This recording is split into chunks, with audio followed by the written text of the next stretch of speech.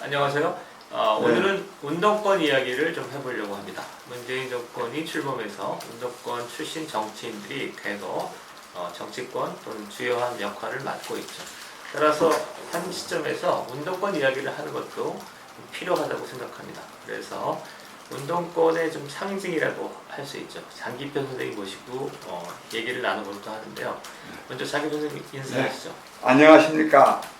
오늘 우리 특히 우리 민경우 소장은 정말 운동권에서도 아주 옛날에는 골수 운동권이었습니다. 그런데 운동권의 여러 가지 문제점을 알아채고 지금은 지난날의 그 운동권적인 관성에서부터는 벗어나야 된다, 이런 생각을 아주 강하게 하고 있고, 지금 또 그래서 신동아의 또 그런 문제와 관련한 글도 쭉 매월 시리즈로 쓰고 있는 분인데, 오늘 아마 굉장히 소중한 시간이 되리라고 봅니다. 예, 저는 민경우라고 합니다. 저를 잘 모르실 것 같아서 간단히만 소개하고 진도를 나가겠습니다. 저는 87년에 서울대 인문대 학생회장이었고요. 범인년 남측본부 사무처장을 한 10년간 지냈습니다. 지금은 수학교육연구소 수학선생으로 일하고 있습니다. 자, 그러면 오늘은 일단 70년대에서부터 얘기의 실마리를 풀어나가 볼까 합니다. 자, 70년대 운동권의 일반적인 사상적 경향이 좀 어땠나요? 예, 이 70년대까지는요, 이 운동권, 말하자면 민주화 운동권에는 기본적으로 이 사회주의적인 정서가 상당히 기반이 되고 있었습니다. 그건 또 사실이고, 또 북한에 대해서도 이 운동권에서는 비판적인 인식보다는 긍정적으로 보는 인식들이 훨씬 강했습니다. 네, 그거는 그렇게 된 데는 이제 지금은 이 사회주의, 공산주의가 아주 반인간적인 이념으로 확인되었지만, 해방 후에 그런 상황에서는 많은 지식인들이 사회주의 지향적인 성격을 갖고 있었고, 특히 70년대 중반까지는 사회주의 국가였던 북한이 남한에 비해서 경제적으로 못 살지 않았습니다. 오히려 나았던 점이 있습니다. 그런 점에서 북한에 대한 긍정적 평가가 다 그런 건 나는 근데 처음부터 좀 반대한 사람입니다. 반대한 사람이지만 긍정적인 평가가 있었고, 특히 이 반공 교육이 강했던 한국 땅에서 이 운동권이 이렇게 이 사회주의 지향적인 성격을 강하게 가진 데는 해방 전후사의 인식이 굉장한 영향을 미쳤습니다.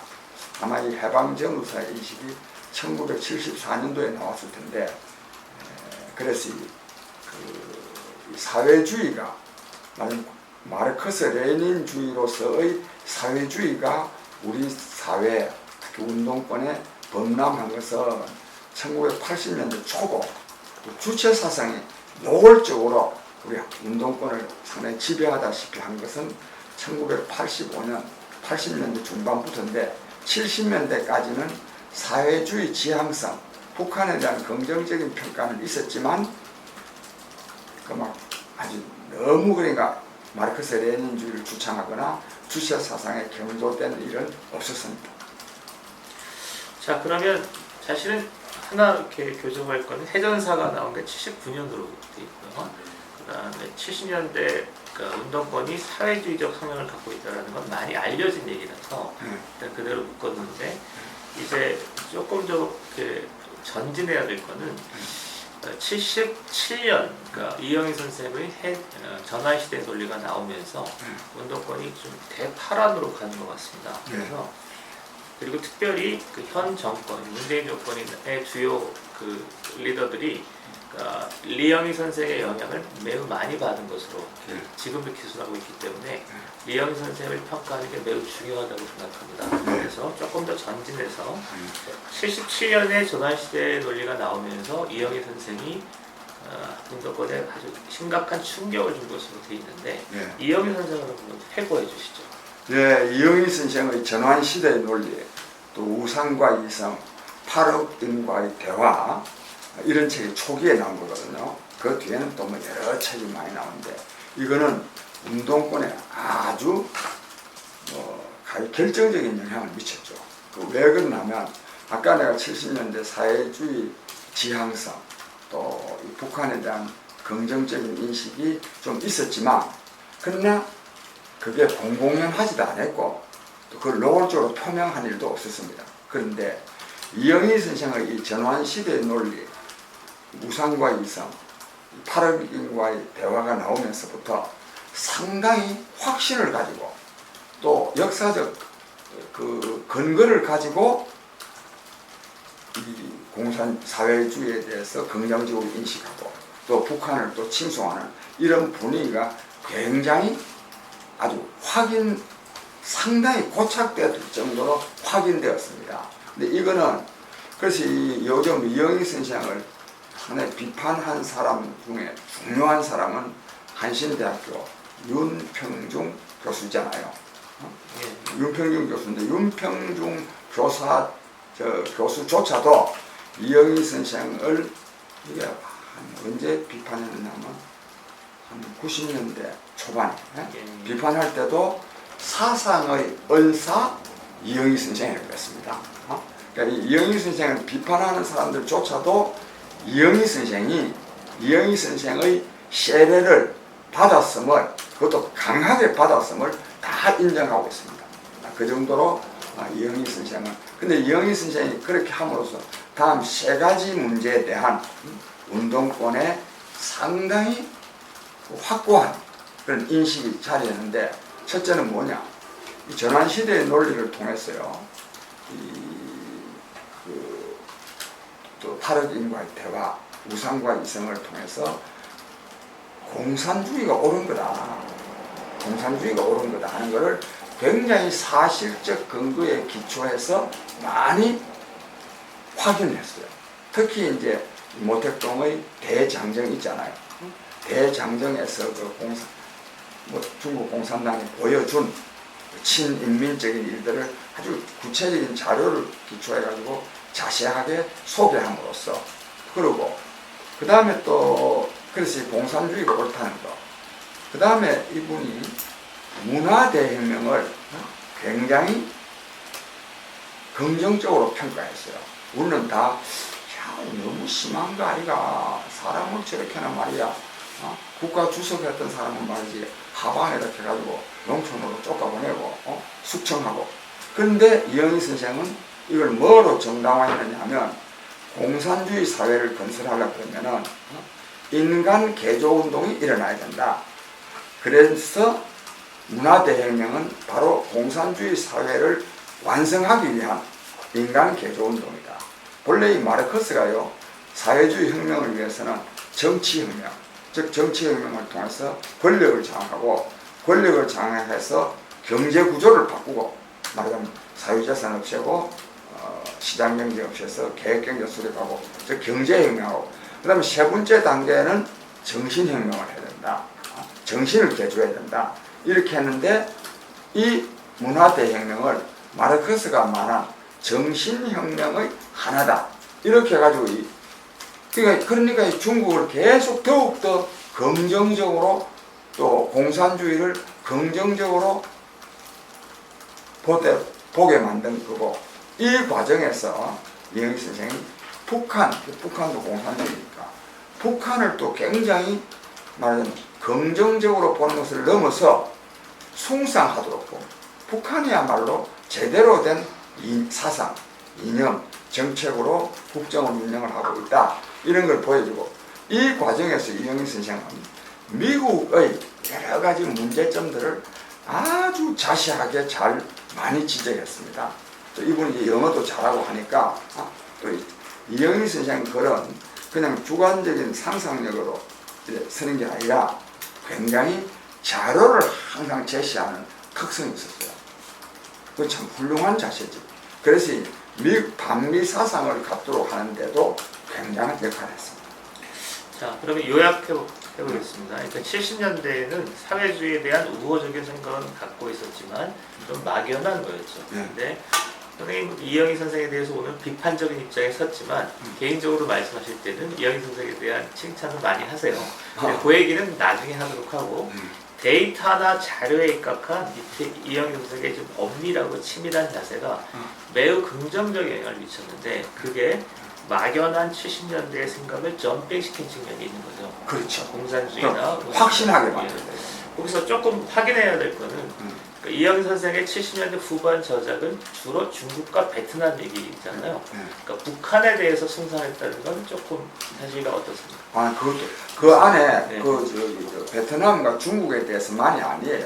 그 전환시대의 논리라는 책 안에 그 뭐 북미 관계 뭐 이런 여러 가지가 그 한 가지만 들어있지 않아요? 근데 이거 제가 주사파로서 그러니까 70년대 후반에 사실은 이 얘기를 들으면서 좀 이제 약간 당황. 확신이 되는 게 있는데 모호한 사회주의 사상이 이영희 선생의 데이터와 근거에 기초한 중국 베트남 사회주의 미화가 있었고 이것이 있었어야만 뭐가 연결되냐면 80년대 5, 6년 학생들이 북한 문제를 돌파하면서 주체 사상으로까지 가는 게 어떤 징검다리가 된 것 같아요. 그럼요. 그렇죠. 징검다리 정도가 아니라 예, 예. 굉장히 그런 확신을 갖도록 만들어줬죠. 선생님 너무 엄청난 주장을 하시는데 감당하실 수 있겠습니까? 아니, 그거는 그런데 이런 점은 있었어요. 이 마르크스주의가 범람하기 전 80년 가을부터 또 85년 초부터 그 주체 사상이 범람하기 전에는 사회주의 지향 아니 사회주의를 확신을 해도 겉으로 막 공공연하게 말을 못했지. 그 차이는 있었어요. 그런데 81년 2년도부터는 노골적으로 사회주의를 막 주장을 한 거야. 그리고 심지어는 정의당 같은 거 있잖아요. 정의당 같은 거는 정당하면서도 사회주의를 아주 사회주의라고 분명하게 말은 안 해도 강의 같은 거 있잖아요. 강의. 현대자동차 같은 데 강의 같은 데 가서는 노동자 계급주의 뭐 사회주의 이걸 노골적으로 말했지. 또 선언은 있잖아요. 근데 요 얘기를 나중에 좀 디테일하게 더 들어갈 수도 있겠다 싶은데 일단 하고 어쨌든 사회주의권의 붕괴가 강력한 충격이었잖아요. 그렇죠. 그때 이영희 선생이 했던 행보나 이런 걸 소개해 주시죠. 근데 이게 이제 그동안에 그러니까 사회주의에 대한 어떤 숭상, 심지어 맹신이지. 맹신을 이건 우리나라만 그런 게 아니라 세계적으로 좀 그런 경향이 있었죠. 있었지만 그러나 1989년도부터 90년 요때 동유럽 공산주의 국가들이 붕괴가 됐잖아요. 그러면서부터 세계적으로 공산주의는 전혀 인간 해방의 사상이 될 수 없다. 인간에게 이로운 사상이 될 수 없다. 라고 규정되면서 세계의 이 사상 조류가 유토피아니즘은 인류에게 도움이 안 된다까지 나갔던 거예요. 유토피아니즘. 즉 인류라는 게 그렇게 이상사회를 건설할 수 있는 게 아닌데 이상사회를 건설할 수 있다는 주장은 오히려 더 해악일 뿐이다. 이렇게까지 나갔던 거예요. 그랬는데 이영희 선생도 이 동유럽 사회주의가 붕괴하고 그리고 또 천안함이 아니라 천안문 사태 또 그러면서 문화대혁명이 완전히 약 3천만 명을 죽였다는 거 아니에요. 암만 뭐 설사 인간 개조가 좀 할 필요가 있다 하더라도 이렇게 주의 감사하는 인간 개조가 어디 있겠나요? 그게 잘못됐으니 세 가지 다 판명돼서 공산주의는 옳지 않다. 즉 인류를 위해서 좋은 게 아니다. 그 다음에 문화대혁명은 얘는 권력투쟁이었을 뿐이다. 공산주의 사회를 위한 그 인간 개조운동으로 자기가 말해온 건 틀렸다. 그 다음에 북한에 대해서도 알고 보니까 북한이라고서 북한 공산주의 국가라고 해서 동유럽 공산주의 국가하고 별로 다를 게 없잖아요. 북한에 대해서 자기가 계속 긍정적으로 말해온 것도 잘못이다. 이런 말을 한번 했습니다. 초기에 한번 했는데 어디 그 발표에서 프레젠트를 한번 했어요. 내가 그때 사실은 그걸 보고 역시 영희 선생이다. 예, 예. 자기의 잘못을 예, 딱 예. 이렇게 시인한다. 예, 예. 야, 나는 본래 이영희 선생을 좋아하는 사람이에요. 예, 예. 굉장히 그것도 맞습니다. 내가 하여튼 이영희 선생을 또 끌어내는데도 상당한 역할을 한 사람이에요. 예, 예. 좋아했기 때문에 역시 이영희 선생이다 했는데 그 다음부터 이 양반이요 쑥 들어가 버린 거야. 예, 예. 왜 들어갔냐? 한겨레 신문. 예, 또 이 경향적인 이 주사파들. 예. 이런 사람들이 선생님 지금 무슨 말씀합니까 지금? 지금 뭐가 확인되었다는 거요? 공산주의가 나쁘다는 게 뭐 증명이 된 게 있습니까? 그때도 그렇잖아도 유럽 공산주의가 붕괴됐을 때 여기 특히 황태현 씨 같은 사람도 그랬어요. 그렇게요. 이 사람은 상당히 그래도 내가 잘 아는데 개화가 된 사람인데도 이 많은 사람들이 마르크시즘을 제대로 안 했기 때문에 소련이 못 살고 붕괴된 거지. 예, 예. 막시즘을 제대로 했더라면 그렇지 않다. 이러는 거는 항상 있을 수 있는 얘기 아니야. 그런 얘기가 파다하게 들었습니다. 파당하게 돌지. 그러니까 마르크스주의가 있는데 그걸 제대로 안 했기 때문에 그럼. 북한판으로 얘기하면 인민 대중 중심의 사회주의는 그렇지 않다. 그럼. 이런 식의 변종들이 많이 있어요. 그러니까 예. 그래서 그런 거지. 선생님이 어떻게 해서 공산주의 자체가 나쁘다고 지금 말씀합니까? 문화대혁명은 지금 거리가 될 필요가 없고 또 북한에 대해서도 북한이 지금 세계 최강대국 미제국주의하고 대결하려고 하니까 그런데 그걸 북한에서 뭐 잘못 봤다 하는 게 별로 옳지 않다. 이래가지고 이 양반이요 그냥 쑥 들어가 본 거야. 예, 이게 난 정말 비난받아야 된다고 생각합니다. 예. 안 그래요? 그런데 여기에 이제 그럼 이 양반만 그러느냐? 그래가지고 이것도 한참 뒤에 내가 연도는 모르겠는데 한참 뒤에 그래도 윤평지웅 교수가 제대로 지식인으로서는 제대로 한번 이영희 선생을 비판했거든. 이영희 선생 때문에 이 북한맹 또 사회주의 맹이 지금도 맹이 있잖아요. 그죠? 맹목적으로 충성하는 맹신하는 사람들이 아직도 있다. 이렇게 비판을 했어요. 그런 때에 동국대학교 홍문기 또 전북대학교 강준만이 이런 사람들이요 이미 그러니까 사회주의가 옳지 않음이 동유럽 사회주의 공산주의 국가의 붕괴를 통해서 확인되고도 몇 년 후에 윤평중 씨가 비판했는데 그때도 이 강준만 씨나 홍문기 이 사람들은 도대체 윤평중이 당신 말이야 뭘 제대로 알고 비판하느냐 막 이런 말이 나올 정도거든. 그러니까 얼마나 그 이영희 선생이 말하자면 회계를 참여를 하고 반성문을 내놨는데도 그걸 잠재울 수 있었던 힘이 이 지식인 사회에 있은 거예요. 이 지식인 사회 우리나라 이 진보 지식 자칭 진보 지식인이 지금도 그 상태에 있습니다. 그때만 그런 게 아니라. 근데 이걸 뒷받침하는 세력이 뭐냐? 한겨레 신문이에요. 왜 한겨레 신문은 신문사 자체로도 지식 역량을 확보하고 있지만 많은 필진들이 있잖아요. 필진들을 확보하고 있고 이것도 얼마나 또 매력적인 거예요. 이게. 그래서 이런 사람들이 이영희 선생의 주장을 완전히 그냥 깔아뭉개고 그런데 깔아뭉개도 이영희 선생은 자기 말을 했어야 됩니다. 안 했어요. 그 다음 덮어버리고 부분적으로 이제 북한을 칭송하는 건 아니지만 케이스 건수가 생길 때마다 미국을 비난하는 또 남한을 비난하는 또 자본주의를 비난하는 이런 말을 계속해 옴으로써 말하자면 본래 자기가 잘못 오리엔테이션 인도했던 것을 그대로 유지해 갔을 뿐입니다. 그래서 계속 운동권에 돌아가실 때까지 운동권에 얹혀서 살고 지금도 그 사람들 속에서는 이영희 선생이 지금도 영웅으로 취급받고 있는 거죠. 저는 이제 제가 뭐 잠깐 요약하자면 소련 사회주의권의 붕괴는 사실 의심할 여지가 없는 그러니까 객관적으로 그냥 인정해야 되는 팩트인데 운동권의 두 분파는 이걸 인정하지 않았던 거죠. 하나가 이제 주사파는 저희들 여전히 미국은 식민지를 알지 그다음에 인민대중 중심 북한식 사회주의는 틀리지 않았다라고 해서 쭉 온 거고 이게 뭐 제가 사실은 산증인입니다.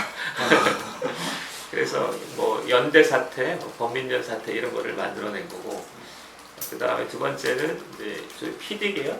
여기는 제대로 된 그러니까 사회주의는 여전히 옳다라는 거죠. 그래.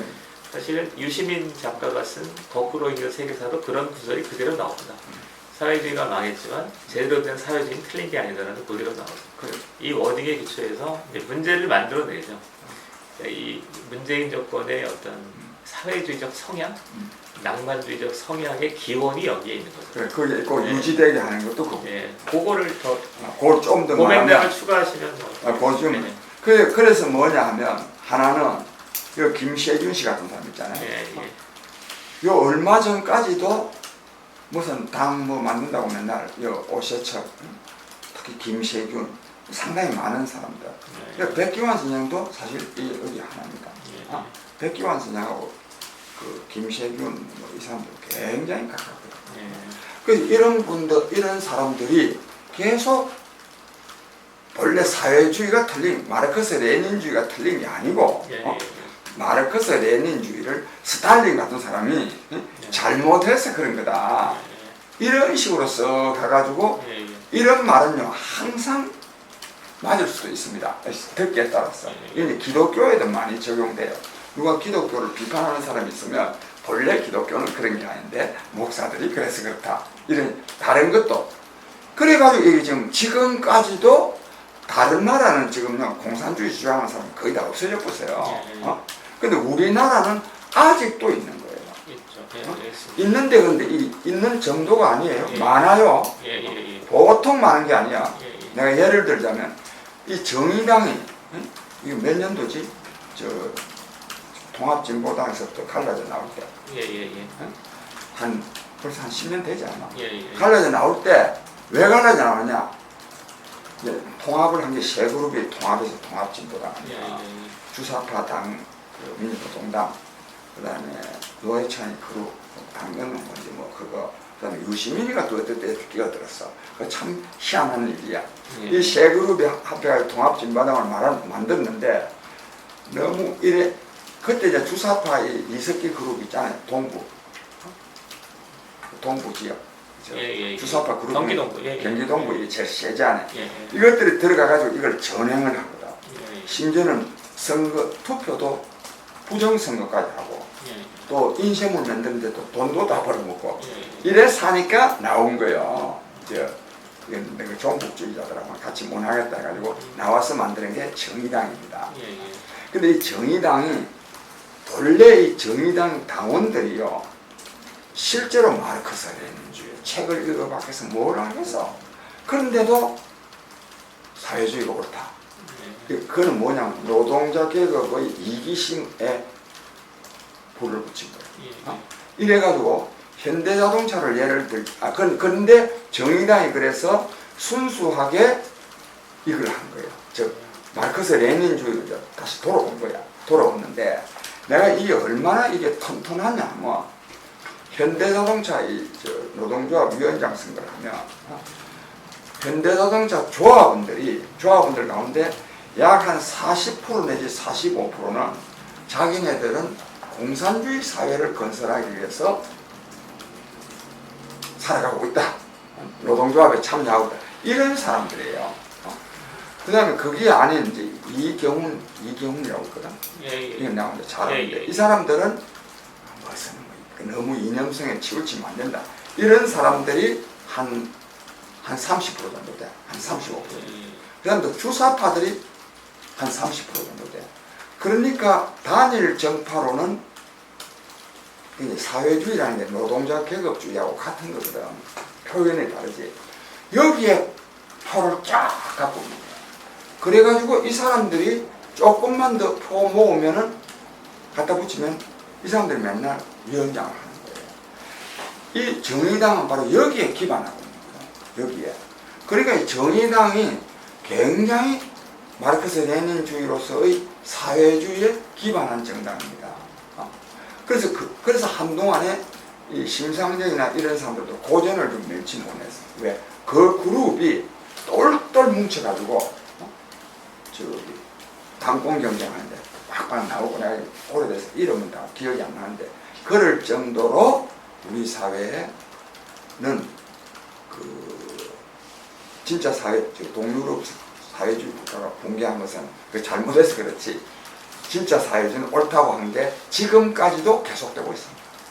그럼 아까 선생님 말씀하신 그러니까 정의당 좀 마이너니까 그러니까 저는 박원순이나 문재인 대통령 행보에서 그런 성향을 옛날에 잔재를 많이 찾거든요. 그럼 그건 어떠십니까? 그게 이제 이렇게 운동권이 사회주의 지향성 여기다 이제 주체 사상까지 들어와 있으니까 운동권 전체가 지금은 이제 이 사회 그 ML 이게 소위 운동권에서 말하면 PD 아니에요. 이 PD가 옛날에는 PD가 막강했습니다. PD가 오히려 주체 사상보다 왜 PD가 이론적으로 선명하거든. 우리 주사파로서 받아들이기 아니야 저기에는 주체 사상 왜냐면 박연채 선생 있잖아요. 박연채 선생이 주창한 것이 국독자론이라고 해요. 국가 독점 자본주의 이런 걸 사회 구성체 이론이라 그래. 옛날에 사구체 얼마나 말했는지 몰라. 80년대 초반에 맨날 사구체 논쟁이야. 사구체 논쟁이 뭐냐? 사회 구성체 논쟁이라 그래. 사회 구성체 논쟁이라는 건 뭐냐면 그 사회의 기본적인 생산 관계를 모르는 얘기야. 생산 관계. 근데 그 누구지? 박연채 선생을 중심으로 한 거는 국독자론.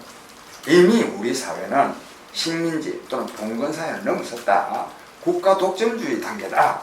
이렇게 이렇게 보는 사람들은 이념을 뭘 택하느냐? 사회주의를 택합니다. 즉 노동자 계급과 자본가 계급의 대립이 우리 사회의 기본 구조다. 그러니까 어떻게 되느냐? 노동자 계급 중심의 사회주의 혁명을 해야 된다.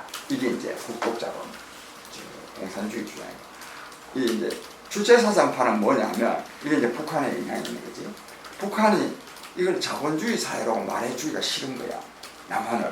그럼 뭐가 좀 발달된 것 같거든. 여기는 뭐냐? 또 봉건 사회야. 그리고 식민지야. 그러니까 식반론, 식민지 반봉건 사회다. 너무 봉건 사회라 갈락하니까 좀 찔리고요. 찔리니까. 찔리니까 반봉건 정도는 해준 겁니다. 그러다가 반자본으로 바뀝니다. 그러니까 반봉건 정도로. 근데 여전히 식민지다. 이 식반론.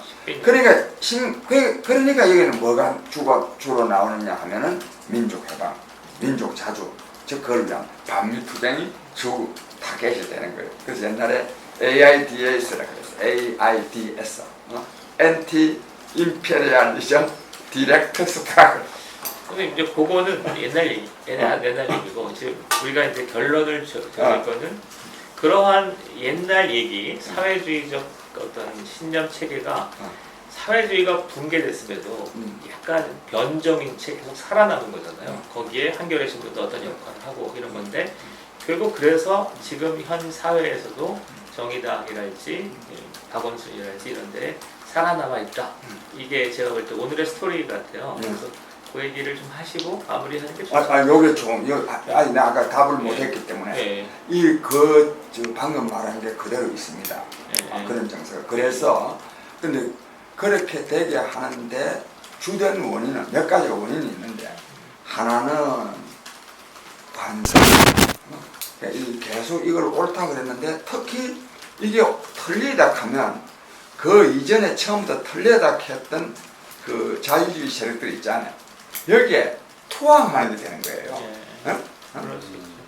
그러니까 이게 참 묘한 거예요. 이게 만약 이 사람들이 없었더라면은 이거 우리 잘못돼서 하고 돌아서보면 되는데 지금은 아직 잘못했다 하면 이때까지 자기네들을 탄압하던 세력들, 반대하던 세력들의 주장이 맞았다는 것을 인정을 해야 되는 거예요.